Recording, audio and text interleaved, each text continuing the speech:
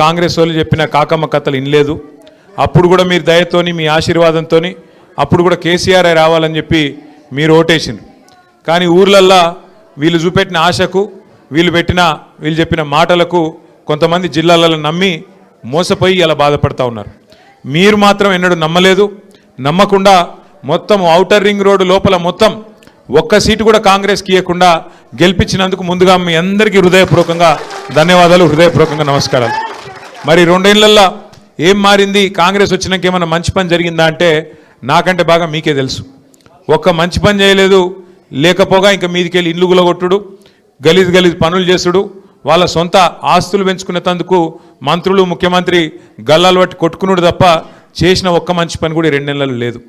ఒక్కటంటే ఒకటి, double bedroom ఇండ్లు కేసీఆర్ గారు 1,00,000 కట్టిస్తే మీ జూబ్లీహిల్స్ నియోజకవర్గానికి అందులో 4,000 ఇండ్లు ఆనాడు ఇవ్వడం జరిగింది. ఈసారి కూడా మరొక 4-5 వేల ఇండ్లు ఇవ్వాలనే ఆలోచనతో కేసీఆర్ గారు ఉండే. కానీ ఈ ప్రభుత్వం వచ్చినాక 2 ఏళ్ళు అయిపోయింది. 2 ఏళ్లలో ఒక్క ఇల్లు కట్టలేదు, ఒక్క రూపాయి శాంక్షన్ చేయలేదు, ఒక్క గరీబోనికి కూడా కొత్తగా ఒక స్కీమ్ పెట్టలేదు.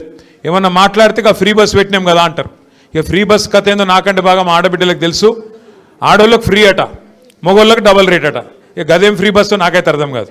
ఆడోళ్ళకేమో ఫ్రీ అట, మళ్ళీ మీ ఇంట్లో ఉండే మగోళ్ళకి మాత్రం డబుల్ టికెట్. దాంతో ఏం లాభం ఉంటుంది? కుడి చేత్తో ఇచ్చినట్టు ఎడమ చేత్తోని గుంజుకున్నట్టు. కాబట్టి అది తప్ప చేసిందేం లేదు. ఇప్పుడు కొత్త కథ చెప్తున్నారు, జూబ్లీహిల్స్లో కాంగ్రెస్ గెలిస్తేనే డెవలప్మెంట్ అవుతుంది అని మాట్లాడుతారు. మీకు కొద్దిగా పక్కకు ఎక్కువ దూరం లేదు, ఒక 4 కిలోమీటర్ల అవతలకి సికింద్రాబాద్ కంటోన్మెంట్ కాన్స్టిట్యున్సీ ఉన్నది. కంటోన్మెంట్లో సంవత్సరంన్నర కిందట అక్కడ మన ఎమ్మెల్యే గారు చచ్చిపోయింది. అక్కడ మన లాస్యా నందిత చచ్చిపోతే అక్కడ ఎలక్షన్ వచ్చింది అప్పుడు, పార్లమెంట్ అప్పుడు. అక్కడ కూడా ఇటువంటి కథలే చెప్పిండ్రు. 6,000 డబుల్ బెడ్రూమ్ ఇల్లు కట్టిస్తా అని చెప్పిండు ఒక మంత్రి. ఇంకొక ఆయననేమో 1,000 కోట్లు ఇస్తా అని చెప్పిండు.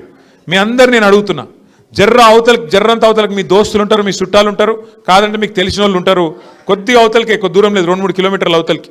ఒక్కసారి కంటోన్మెంట్లోనే అడుగురి, గెలిచి డబ్బల ఓట్లు పడ్డాక ఈ రోజు వరకు రూపాయి శాంక్షన్ అయిందా ఒక్కసారి అక్కడ ఉన్న వాళ్ళని అడగండి. దాన్ని బట్టే మీకు మొత్తం ముచ్చట అర్థమైపోతుంది. కాంగ్రెస్ వాళ్ళకి తెలిసింది ఒకటే, ఓడ మీద ఉన్నప్పుడు ఓడమల్లన్న, ఒడ్డుకెక్కినాక బోడమల్లన్న. ఒడ్డుకు ఎక్కాలే, ఇక తర్వాత జంపు కొట్టాలే, మళ్ళీ ఎవ్వడు కనబడాడు.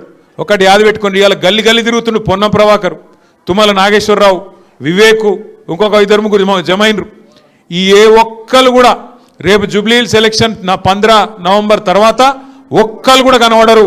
మళ్ళా కనబడేది గిదే శ్రీనివాస్ యాదవ్, గిదే కేటీఆర్, గదే మాగంటి సునీతమ్మ తప్ప ఒక్కరు కూడా మళ్ళీ మీకు గనబడరు. బీఆర్ఎస్ వాళ్ళు తప్ప ఒక్కరు కూడా గనబడరు. మీరు కార్పొరేటర్ ఎన్నికల్లో గెలిపించింది బీఆర్ఎస్ని, ఎమ్మెల్యే ఎన్నికల్లో గెలిపించింది బీఆర్ఎస్ను. మీ అందరికీ మాటిస్తున్నాం, మీరు చెప్పిన విషయాలు డబల్ బెడ్రూమ్ ఇల్లు ఇంకా కొన్ని ఉన్నాయి ఇప్పిమన్నారు. కొట్లాడి అవి కేసీఆర్ కట్టిన ఇండ్లు గల్లా పట్టుకొని, కాంగ్రెస్ వల్ల గల్లా పట్టుకొని అవసరమైతే నాడి వీధిలో గుంజి మీకు ఇండ్లు ఇప్పించే బాధ్యత మాది అనే మాట నేను మీకు విజ్ఞప్తి చేస్తా ఉన్నా.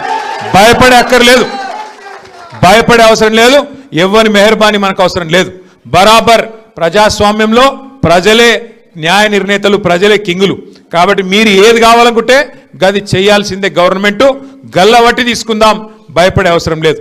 రెండో మాట మీకు నేను చేసే విజ్ఞప్తి, మీరు అడిగినారు, పల్లా గారు చెప్పినారు గురుకులాల్లో సీట్లు, అట్లాగే మనకు రాజకీయంగా ప్రాతినిధ్యం, ఇవన్నీ కూడా చెప్పినారు. తమ్ముడు వెంకటేష్ గారు కార్పొరేటర్గా ఉన్నారు, ఇంకొంతమంది కార్పొరేటర్లు కావాలని చెప్పి రాజలక్ష్మి గారు కూడా చెప్పినారు. అట్లాగే ఐలమల్లు గారు చెప్పినారు.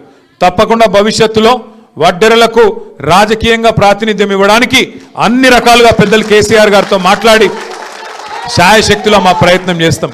చివరికి నేను చెప్పేది ఒకటే ఒక్క ముచ్చట, ఇవాళ కేసీఆర్ గారు ఎన్నడూ కూడా మతం పేరు మీదనో కులం పేరు మీదనో రాజకీయం చేయలే. గరీబులను తిరిగి చూసిండు. అందరి గరీబుల కడుపు నింపే ప్రయత్నం కేసీఆర్ గారు చేసిరు. 200 ఉన్న పెన్షన్ను 2000 చేసిండు. కానీ ఎన్నడూ కూడా కులం పెట్టో ఇంకోటి పెట్టో తప్పించే ప్రయత్నం చేయలే. ఇలా ఒక మంచి ప్రపోజల్ మీరు పెట్టిండ్రు, అన్ని చేతి వృత్తులకు ఇస్తురు, 50 ఏళ్ళకే మాకు కూడా ఇవ్వాలే వడ్డెర సోదరులకు అన్నారు.